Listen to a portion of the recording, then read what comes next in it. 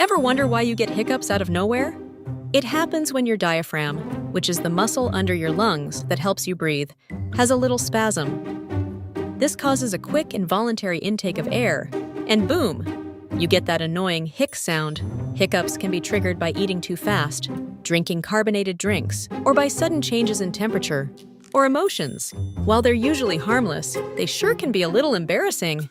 Stay tuned for part 2 to find out how to stop hiccups.